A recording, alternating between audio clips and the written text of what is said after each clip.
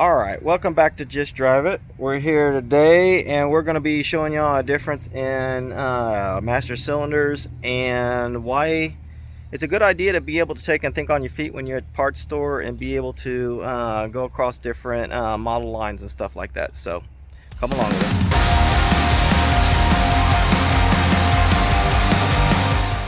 Okay, what we're looking at right here is the master cylinder off of the Ranchero that we're working on.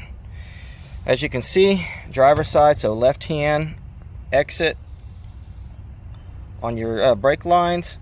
This one had enough rust in it that I didn't even want to chance it, so we ordered a new one.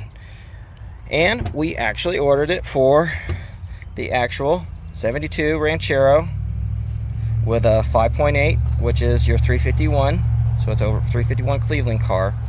But what we ended up running into is this isn't what they gave us. This is what they gave us. Now, the bore's the same on both of them, so that's good. We wanted a 1-inch bore because it is power brakes, discs in the front, drums in the rear.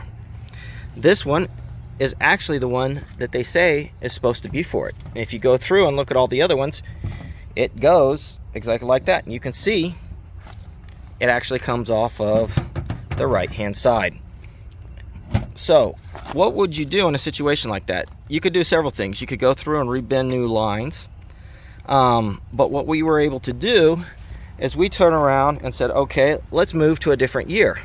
So we tried a different year, like a 70, but the 70 was like the 69 and 68, which actually had a port down here because of the shock towers and the way everything hits. So that wouldn't work for us. So I said, okay, what else would we go to? Okay, let's go to a Mustang. We found a Mustang one, which is exactly the same as this one.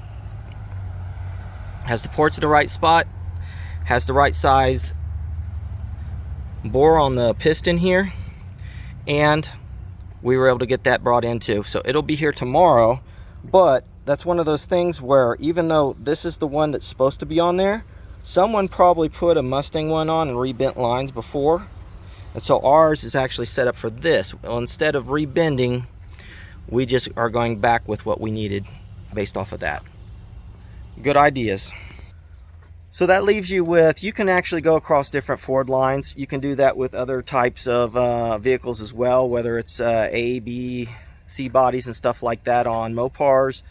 If you can find the bore size that you need, exit that you need, and that is used for the applications you want, you can move it across lines as long as everything bolts up. So when you're thinking about it, do it. So now if you like this, please like, subscribe, Rumble if you're on Rumble. If you would, go in there and hit hashtag NoName500 for your searches and everything in YouTube. And that'll bring up the guys that are doing the No Name 500, trying to get their 500 subs so that they can go through and qualify for the No Name Nationals. If you like them, give them a subscribe. Can't hurt. You don't have to subscribe to them, but if you like them, go ahead and give them a subscribe. It'll help them get there a lot faster. So, just drive.